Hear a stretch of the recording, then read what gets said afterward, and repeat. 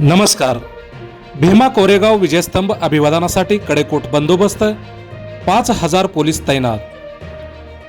कोरेगाव भीमा येथील विजयस्तंभ अभिवादन कार्यक्रमाच्या पार्श्वभूमीवर गुरुवारी म्हणजेच दिनांक 1 रोजी होणाऱ्या गर्दीचा विचार घेऊन तसेच परिसरात कायदा व सुव्यवस्था अबाधित राखण्यासाठी पुणे ग्रामीण पोलिसांनी तगडा बंदोबस्त तैनात केला आहे। बंदोबस्तासाठी तब्बल 5000 पोलीस असणार आहेत। त्यामध्ये वरिष्ठ पोलीस अधिकारी, अंमलदार, होमगार्ड, QRT आणि तसेच SRPF, BDDS या सर्व अधिकाऱ्यांचा व पथकांचा समावेश असणार आहे।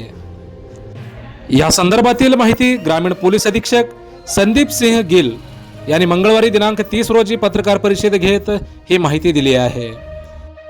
या प्रसंगी स्थानिक गुन्हे शाखेचे पोलीस निरीक्षक अविनाश शिळीमकर आदी अधिकारी उपस्थित होते। कोरेगाव भीमा येथील विजयस्तंभास अभिवादन करण्यासाठी दरवर्षी 1 जानेवारीला विजयस्तंभाला अभिवादन करण्यासाठी देशभरातील लाखो अनुयायी या ठिकाणी उपस्थित असतात।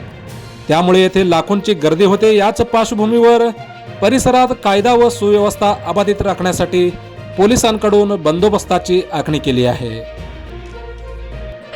भीमा कोरेगाव येथील विजयस्तंभ अभिवादन कार्यक्रमाच्या पार्श्वभूमीवर होणाऱ्या गर्दीचा विचार घेऊन तसेच कायदा व सुव्यवस्थेचा विचार करून या ठिकाणी तगडा पोलीस बंदोबस्त ठेवण्यात आलेला आहे। या बंदोबस्तासाठी तब्बल 5000 पोलीस असणार आहेत।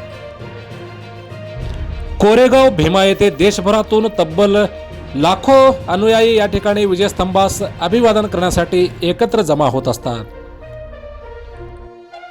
मोजक्या, निवडक आणि महत्त्वपूर्ण बातम्या पाहण्यासाठी सबस्क्राइब करा हॅलो सोलापूर न्यूज चॅनल आणि नोटिफिकेशन मिळवण्यासाठी बेल आयकॉन प्रेस करा। धन्यवाद।